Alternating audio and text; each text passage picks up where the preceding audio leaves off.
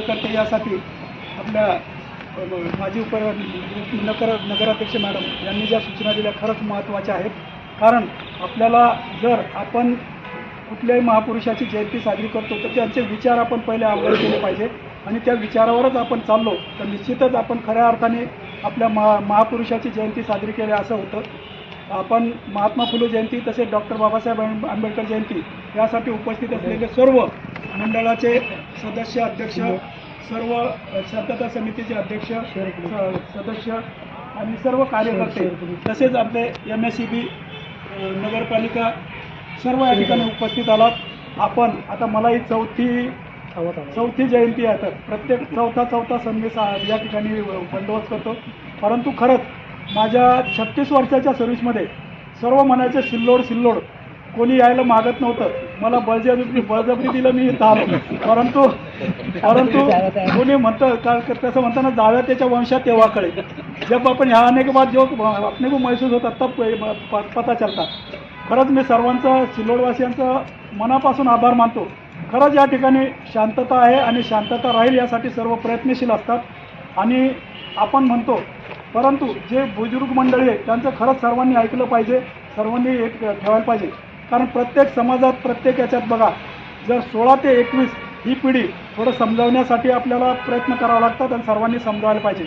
कारण त्यांना एकतर अनुभव नसतो आणि होणाऱ्या जी गोष्ट आपण करणार त्याच्या होणाऱ्याची जाणीव नसते म्हणून त्यांच्या हातून अशा गोष्टी घडतात.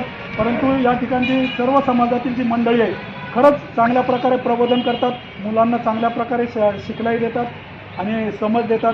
त्यामुळं सिल्लोडमध्ये सर्व काही शांततेत चाललं आहे आणि मी तर म्हणतो मला आता असं वाटतं की माझी या ठिकाणून आता मी रिटायरच आहे परंतु माझे रिटायरमेंटसुद्धा इथं जेव्हा प्रमोशन नाही आलं तर चालेल.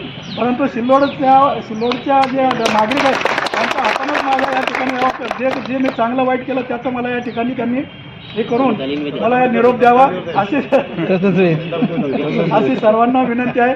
आणि सर्व या ठिकाणी आलात सर्वांचं मी आभार मानतो आणि चाचूच्या अध्यक्ष जे आपले शांतता समितीचे अध्यक्ष आहे त्यांच्या वतीने आजची मीटिंग जवळपास 150च्या वर देशामध्ये साजरी केली जाते आणि म्हणूनच त्यांना आपण विश्वभूषण म्हणतो. ते केवळ एका देशाचे नव्हे तर संपूर्ण विश्वासाठी ते भूषण स्पद आहे आपल्यासाठी. आणि असं म्हणतात की कुठलाही महापुरुष केवळ जन्माला एका जातीत येतो परंतु तो कुठल्याही एका विशिष्ट जातीचा नंतर ठरत नाही. कारण त्या महापुरुषाचं काम हे अखिल विश्वासाठी किंवा विश्वामध्ये जितक्या काही विश्वामधील जी मानवजात आहे किंवा जी सजीव सृष्टी आहे या सर्व सृष्टीसाठी मानवजातीसाठी मानवजातीच्या कल्याणासाठी त्यांचं आयुष्य त्यांनी वेचलेलं असतं, त्यांचं आयुष्य त्यांनी हे खर्ची केलेलं असतं आणि म्हणून ते कुठल्याही एका जाती धर्माचे एका समाजाचे ठरत नाही. आणि भारतरत्न डॉक्टर बाबासाहेब आंबेडकर देखील कुठल्या एका जातीचे एका समाजाचे नसून ते संपूर्ण विश्वासाठी एक आदर्श आहे. आणि अशा आदर्श महापुरुष काय जर वाटलं तुम्हाला तर ते कॉन्टॅक्ट एमर्जन्सी नंबर फोन करा. ॲम्ब्युलन्स वगैरे पण राहणार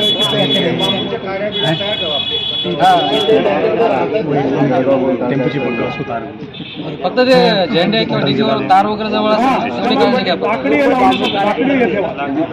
लोखंडी पोल ठेवू नका.